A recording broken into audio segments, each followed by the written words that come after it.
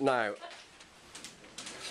Yeah, I'm Andy Airy, part of a music hall group called Alhambra. But I come from Worksop, and Pete and John live down in Crediton in Devon, 250 miles away, and unfortunately the rail links have been seriously disrupted by the flooding, and they're not able to make it to Bedworth. So I've been told the fort, as it were. But this particular monologue, I suppose I ought to give a disclaimer in advance, because while the house is real enough, any resemblance to characters mentioned in the poem are purely fictional. Oh no, they're not. I say this because my mate Chris, who's out, thinks I'm taking the Michael about his courting techniques, and I wasn't. Now, Jimmy Green was a mighty man, and he lodged down Cemetery Road. A palatial pre-war semi was the place of his abode, but in the stillness of the night, strange sounds disturbed his dreams. It was the noise of many a woodworm, as in order floors and beams. Now, Jimmy Green was a mighty man, and hereby hangs the tale, though his figure, sadly, must be said, owed much to chips and ale. A man of healthy appetites, he nursed a secret passion, but the girl who would fulfil his dreams is strictly out of fashion.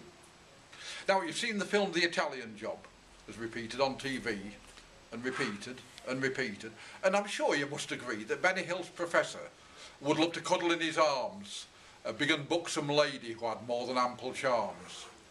Now, this were Jimmy's trouble, for his tastes were much the same. It wouldn't be a problem down in Mansfield, whence he came, but Worksop girls are slim and neat, a joy to every eye. I've got to say that. So out of sheer frustration, Jim could only sit and sigh. She was standing there that evening in the bar of the Mucky Duck, when Jimmy turned and stared at her. Couldn't believe his luck.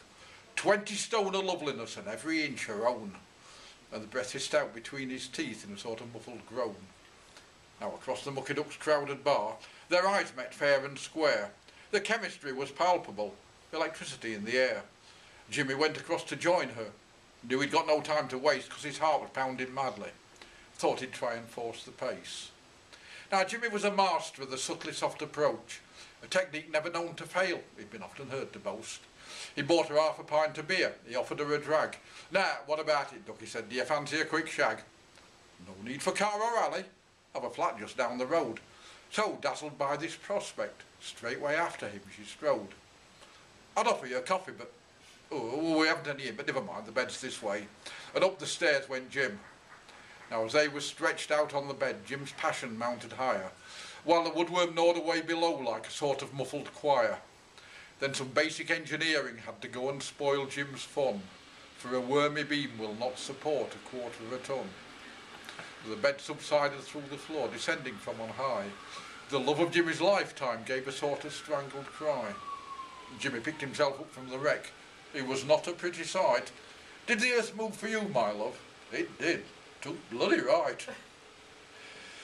Now, to find a title for his verse, a poet is sometimes vexed.